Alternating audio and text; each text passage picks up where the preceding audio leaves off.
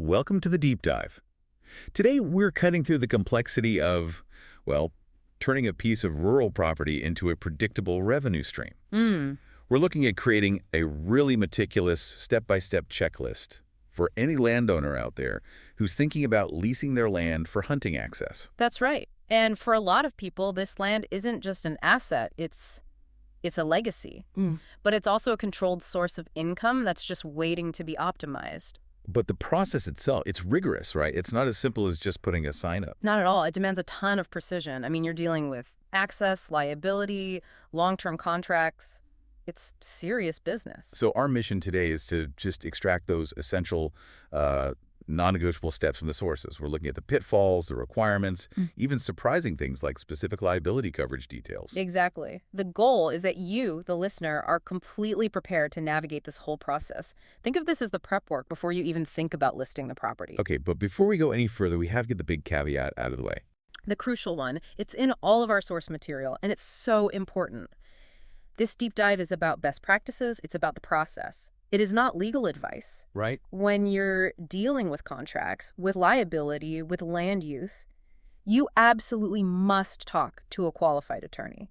This is just the checklist to get you ready for that conversation. Foundation laid. So let's jump in at the very beginning, defining the scope.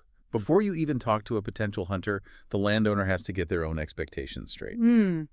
Completely. So what's the real difference between defining your goals versus your red lines? Well, the goals. The goals really determine the why. You know, what's the overall intention here? Is your number one goal just maximizing revenue? Okay. Or is it maybe habitat improvement, which means, the money is actually secondary to making sure the lessee is following your management plan?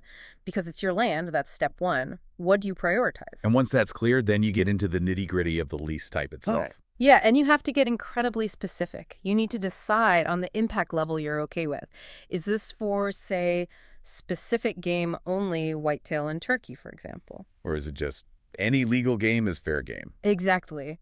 And we see a lot of bow-only leases now. They're getting more and more common, especially in areas that are, a bit more populated. And that decision impacts everything, doesn't it? The price, the liability. Everything. A rifle lease implies a whole different level of potential risk, and it might need very different language in the contract than a strict archery lease would. Okay, let's talk about those boundaries.